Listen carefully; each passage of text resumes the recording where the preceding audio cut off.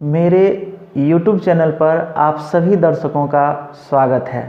आज हम बीपीएससी 65वीं के लिए स्टैटिक्स का अगला क्वेश्चन लेकर आए हुए हैं जो आपके सामने है। ये प्रश्न को आप ध्यान से पढ़ लीजिए और इसके बाद इस आंकड़े के आधार पर जो प्रश्न दी गई है उसका सॉल्यूशन हम लोग देखते हैं कि कैसे बनाते हैं। देखिए, पहला क्वेश्चन है, किन राज्यों में तिलहन की उत्पादन मात्रा सर्वाधिक है। जैसा कि आप डायरेक्शन में देख रहे हैं कि हमने कहा था पिछले वीडियो में भी कि डायरेक्शन को सबसे पहले ध्यान से पढ़ेंगे और ध्यान से पढ़ने के बाद उस आंकड़े को समझने की कोशिश करेंगे कि ये आंकड़ा किस बेस पर आधारित है। जैसा कि है कि 5 राज्य में दलहन और तिलहन का कुल उत्पादन 36 लाख टन होता है। उन 5 राज्यों में जितने दलहन और तिलहन का उत्पादन होता है उसे 5 भागों में पाई चार्ट पर बांट दिया गया है, जिसमें P 25%, Q 20%, R 30%, S राज 15% और टी राज 10% है। अब इन 5 राज्यों में जब हम दलहन और तिलहन को अलग अलग बांटते हैं तो उसका अनुपात दिया हुआ है। पी राज्य में दलहन और तिलहन अनुपात 1:1, क्यू राज्य में दलहन तिलहन अनुपात 2:1, आर राज्य में दलहन और तिलहन अनुपात 5:7, एस राज्य में दलहन और तिलहन अनुपात 4:5 और टी राज्य में दलहन और तिलहन अनुपात 7:2 जो आपको दिया हुआ है।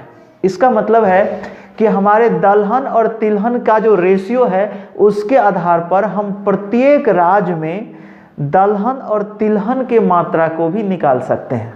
तो पहला प्रश्न जैसा कि दिया गया है कि किन राज्यों में तिलहन की उत्पादन मात्रा सर्वाधिक है, तो ऐसे प्रश्न में जितने राज्य हैं सबका तिलहन निकालना पड़ेगा। तो जब प्रश्न का सॉल्यूशन बहुत बड़ा हो तो ऐसे कंडीशन में आप एक चार्ट का प्रयोग कर सकते हैं और उसके लैंग्वेज को थोड़ा छोटा कर सकते हैं। इसीलिए हमने लिखा है कि सारणी के माध्यम से प्रश्न का उत्तर। हमने एक सारणी बनाया है। इस सारणी में 5 राज्य लिया है P, Q, R, S, T, जिसमें दलहन तथा तिलहन का कुल उत्पादन दिया गया है और दलहन का उत्पादन और तिलहन का उत्पादन दिया गया है। देखिए, आप दिए गए आंकड़ा से देख रहे हैं कि जो टोटल उत्पादन है 5 राज्य का वो 36 लाख टन है। 36 लाख टन का 25% दलहन और तिलहन का उत्पादन राज्य पी में होता है। इसीलिए 36 लाख टन का 25% हमने निकाला है, तो यहाँ हमारा 9 लाख टन निकलता है। इन 9 लाख टन में दलहन और तिलहन का जो अनुपात है वह 1:1 है, यानी कि आधा आधा है, यानी दोनों बराबर मात्रा में उत्पादन होता है। इसलिए 9 लाख टन का 1/2 भाग बराबर 45, यानी 4.5 लाख टन, और फिर तिलहन का उत्पादन भी हो जाएगा 4.5 लाख टन। ठीक है, फिर अगले राज्य में हम चलते हैं। राज्य क्यू में टोटल दलहन और तिलहन का उत्पादन 20% होता है आंकड़े के आधार पर। तो 36 लाख टन का 20% जो होता है वो आपका हो जाता है मतलब 7,20,000 टन। 7,20,000 टन हो जाता है। अब 7,20,000 टन में कितने दलहन का उत्पादन हो रहा है और कितने तिलहन का उत्पादन हो रहा है, इसका आपका रेशियो 2:1 है। तो देखिए, दलहन का उत्पादन हो जाएगा आपका यह 7,20,000 का 2/3 भाग 2:1, यानी 2/3 भाग। ये हम 24 तिया 72 हो गया, यानी 48, यहाँ पर, यानी 4,80,000 टन जो है दलहन का उत्पादन होता है। इसी प्रकार जब राज्य क्यू में हम तिलहन का उत्पादन करेंगे तो 7,20,000 का 1/3 निकालेंगे रेशियो के आधार पर, तो यह आपका 2,40,000 टन हो जाएगा। यानी राज्य क्यू में दलहन का उत्पादन जो है ये 4,80,000 टन हो जाएगा और तिलहन का उत्पादन 2,40,000 टन हो जाएगा। फिर हम अगले राज्य में चलते हैं। राज्य पी में जब चलेंगे तो वहां राज्य पी में टोटल उत्पादन जो है, राज्य आर में टोटल उत्पादन 30% है।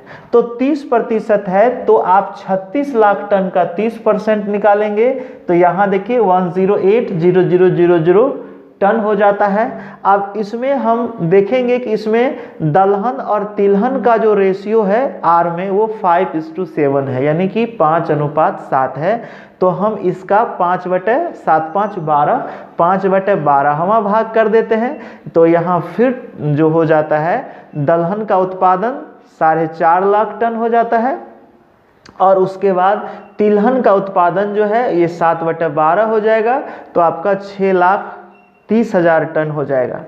फिर अगले राज्य में यानी एस राज्य में जब हम चलेंगे तो यह 36 लाख टन का आपका 15% निकलेगा, तो ये आपका 5,40,000 टन हो जाएगा।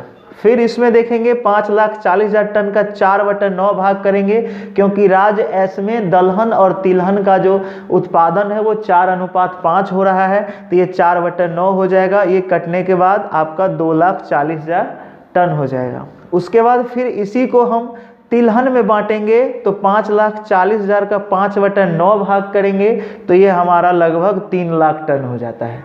यानी कि राज्य एस में आपका तिलहन का उत्पादन जो है ये 3 लाख टन हो जाता है। फिर अंतिम राज्य यानी राज्य टी में जब हम चलते हैं तो यह 36 लाख टन का 10% जब निकालेंगे तो ये हमारा 3,60,000 टन हो जाता है, जिसमें हम दोनों को बांटेंगे यानी 7:2 वहाँ दलहन और तिलहन का उत्पादन होता है। तो यहाँ 7/9 भाग यानी 3,60,000 का 7/9 भाग अगर हम करेंगे तो यह आपका हो जाएगा 2,80,000 टन यानी दलहन का उत्पादन। और यहाँ जब 2/9 भाग करेंगे 3,60,000 का तो ये आपका 80,000 टन हो जाएगा यानी तिलहन का उत्पादन। तो इस प्रकार से प्रत्येक राज्य का जो है कुल उत्पादन और दलहन का कुल उत्पादन और तिलहन का कुल उत्पादन ज्ञात हो जाता है। तो हमारा प्रश्न दिया गया है कि तिलहन की उत्पादन मात्रा सर्वाधिक किस राज्य में है। तो जब सर्वाधिक हम पूछेंगे तो हम देखेंगे कि इन सब में देखिए कि कौन सबसे ज़्यादा है, सबसे ज़्यादा किस में है।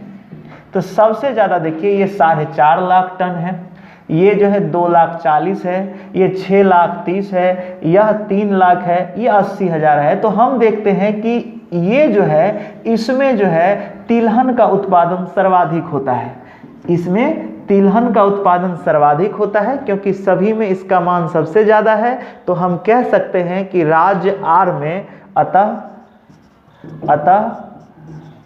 राज्य आर में तिलहन का उत्पादन सर्वाधिक है। इस प्रकार ये आपका आंसर हो जाएगा। तो चलिए अब हम लोग दूसरे प्रश्न की ओर चलते हैं। दूसरे प्रश्न में दिया हुआ है कि राज्य क्यू में दलहन का पैदावार राज्य आर में दलहन के पैदावार से कितना प्रतिशत अधिक या कम है। इस बार का प्रश्न है, दोनों में तुलनात्मक मान हम आपको निकालना है प्रतिशत में। तो चलिए हम वीडियो को शॉर्ट करने के लिए हमने इसका सॉल्यूशन लिख दिया है और थोड़ा ध्यान से देखिए। राज्य क्यू में कुल पैदावार, तो राज्य क्यू में कुल पैदावार में दलहन और तिलहन दोनों आ जाएगा, इसलिए 36 लाख टन का 20% हम लोग निकालेंगे। वहाँ क्यू में देख लीजिए 20% है, तो यहाँ जो है आपका 7,20,000 टन हो जाएगा। ठीक है। अब अतः राज्य क्यू में दलहन का पैदावार तो दलहन और तिलहन का जो अनुपात है वो 2:1 है, इसलिए पूरे पैदावार का 2/3 भाग 2 1 3 को जोड़कर 2 में भाग देंगे तो 2/3 भाग हमारा हो जाएगा दलहन का पैदावार। तो 7,20,000 का 2/3 भाग करेंगे तो 24 तिया 72 और 24 दूना 48 हो जाएगा, यानी 4,80,000 टन जो है राज क्यू में दलहन का पैदावार हो जाएगा। इसी प्रकार फिर हम लोग नेक्स्ट यानी कि अगले राज्य की ओर चलेंगे तो राज्य आर में कुल पैदावार हो जाएगा 36 लाख टन का 30%। जैसा कि आर में 30% पैदावार कुल हो रहा है तो हमारा हो जाएगा यहाँ पर 108,0000 टन। तो अब ध्यान दीजिए कि अब इसमें यानी आर में जो है राज्य आर में जो है फिर दलहन का पैदावार जो है वो 5:7 के अनुपात में होता है। तो दलहन हो जाएगा 5/12वां भाग, 7 5 12 5/12वां भाग। तो इस आंकड़े में अगर हम 7/12 से भाग देंगे तो ये हमारा दलहन का पैदावार दे देगा राज्य आर में। तो इस प्रकार से 12 9 78 108 हो जाएगा, 9 5 45 हो जाएगा, यानी 4.5 लाख टन जो हो जाएगा दलहन का पैदावार हो जाएगा राज्य आर में। दोनों राज्य के दलहन के पैदावार में अंतर अब आप देखेंगे कि इसमें 4.5 लाख होता है और इसमें 4,80,000 होता है। तो दोनों में हम देखेंगे कि यहाँ पर 30,000 टन का जो है ये अंतर हो रहा है। 80,000 और 50,000 30,000 का अंतर होगा। तो आप देखेंगे कि राज क्यू में, क्योंकि राज क्यू जो है इसमें राज आर के तुलना में 30,000 अधिक पैदावार हो रहा है दलहन का। देखेंगे दोनों राज के दलहन के पैदावार में अंतर आपने देख लिया। देखिए अतः क्यू के दलहन और आर के दलहन से 30,000 टन अधिक है, अतः अधिक प्रतिशत बराबर करेंगे 30,000 गुना 100 अब बटे जो 45 मतलब ये आपका 4.5 लाख टन होगा वो आर का से डिवाइड करेंगे तो आपका कट के 20/3 यानी 6.2/3% आएगा। यानी राज्य क्यू में जो दलहन का पैदावार है राज्य आर के दलहन के पैदावार से 6.2/3% अधिक आएगा। इस प्रकार से आपका दूसरे प्रश्न का उत्तर भी हो जाएगा। अब हम लोग तीसरे प्रश्न की ओर चलते हैं। तीसरे प्रश्न में देखते हैं क्या है। तीसरा प्रश्न है राज्य एस में दलहन के पैदावार में कितने टन की वृद्धि की जाए कि दलहन तथा तिलहन की मात्रा का अनुपात बराबर हो जाए। देखिए अनुपात तभी बराबर होता है जब उन दोनों की मात्रा बराबर होती है। फिर से ध्यान से सुनिए कि दो अनुपात तभी बराबर होते हैं जब दोनों की मात्रा बराबर हो जाती है। तो देखते हैं कि पहले कि दोनों की मात्रा कितनी है, यानी कि दलहन की और तिलहन की मात्रा कितनी है। तो देखते हैं राज्य एस में कुल पैदावार जो होता है ये 36 लाख टन का 15% जब निकालते हैं हम तो हमारा 5,40,000 टन होता है। ठीक है, उसके बाद देखते हैं कि राज्य एस में दलहन का जो पैदावार है वो 5,40,000 का 4/9 भाग होगा, क्योंकि 4:5 अनुपात है दलहन और तिलहन का। तो ये कट करके 2,40,000 टन हो जाता है, यानी कि राज्य एस में जो दलहन का पैदावार है वो 2,40,000 हो जाता है। इसी प्रकार राज्य एस में जो तिलहन का पैदावार होगा, राज्य एस में जो तिलहन का पैदावार होगा वो 5,40,000 का 5/9 भाग होगा। 5/9 भाग जैसा कि आप जानते हैं ये भाग हो जाएगा 4/9 भाग, ये भाग हो जाएगा 5/9 भाग। तो ये 5/9 भाग जब हो जाएगा तो ये 9×54 यानी 3 लाख टन जो है यहाँ तिलहन का पैदावार होता है। तो तिलहन का पैदावार दलहन के पैदावार से ज़्यादा है। तो देखेंगे कितना अधिक है, तो दोनों में अंतर करेंगे तिलहन और दलहन का। अंतर करेंगे तो हम देखते हैं कि जो तिलहन का जो पैदावार है वो दलहन से 60,000 टन ज़्यादा है। 60,000 टन ज़्यादा है तो हम कह सकते हैं कि दलहन के पैदावार में 60,000 टन की अगर वृद्धि की जाए तो दलहन तथा तिलहन का अनुपात बराबर हो जाएगा। कहने का मतलब कि अगर 3 लाख टन जो है, अगर 60,000 टन हम इसमें डाल देंगे, किसमें, दलहन में डालेंगे, तो ये भी 3 लाख टन हो जाएगा और ये भी 3 लाख टन हो जाएगा। इस कारण से दोनों का मात्रा जब बराबर होगा तो दोनों का अनुपात भी बराबर हो जाएगा। ठीक है, तो इस तरह से हम कहेंगे कि 60,000 टन की वृद्धि अगर दलहन में करेंगे तो दोनों का अनुपात जो है ये बराबर हो जाएगा, यानी ये और ये मान इक्वल होगा। इस प्रकार से आपका आंसर हो जाएगा ये 60,000 टन की वृद्धि कर देंगे तो हमारा अनुपात इक्वल होगा। इस प्रकार से आपका तीसरे प्रश्न का भी जवाब बन जाता है। अब हम लोग चौथे प्रश्न की ओर चलते हैं। चौथे प्रश्न में हम लोग देखते हैं कि दिया है कि सभी राज्यों के दलहन की उत्पादन की औसत मात्रा कितनी है। औसत मात्रा जब पूछ रहा है तो प्रत्येक राज्य में कितने दलहन का उत्पादन हो रहा है उस सब को निकालना पड़ेगा। इस तरीके से जब भी क्वेश्चन बड़ा होने लगे तो उसको आप सारणीबद्ध कर दें ताकि आपका थोड़ा सा कम लिखना पड़ेगा, समय का थोड़ा बचत हो जाएगा, मार्क में कोई कमी नहीं आएगी। तो सारणी के द्वारा प्रश्न का उत्तर दे रहे हैं। जिसे राज्य पी में कुल पैदावार पहले की तहत आपका 9 लाख टन हो रहा है। 9 लाख का आधा 1:1 है, इसलिए 4.5 लाख टन हो जाएगा। क्यू में कुल पैदावार जो है 36 लाख टन का 20% जो है 7,20,000 टन हो रहा है। उसका 2/3 भाग करेंगे तो 4,80,000 टन हो जाएगा आपका दलहन का पैदावार हो जाएगा। राज्य आर में जो है 36 लाख टन का 30% निकालेंगे तो 10,80,000 टन हो जाएगा। फिर दलहन के पैदावार देखेंगे कि 5/12वां भाग होगा, क्योंकि आर में जो है वो 5:7 का अनुपात में दलहन और तिलहन का अनुपात है। तो यहाँ पर 10,80,000 का 5/12 करेंगे, 12 नमा 78 से, और 9×5 = 45। यहाँ पर देखिए 9×5 = 45 हो जाएगा, यानी 4.5 लाख टन हो जाएगा आर में जो है दलहन का पैदावार। इसी तरह से अगले राज्य में देखेंगे कि राज्य एस में 36 लाख टन का अगर हम 15% करेंगे तो आपका 5,40,000 टन हो जाएगा।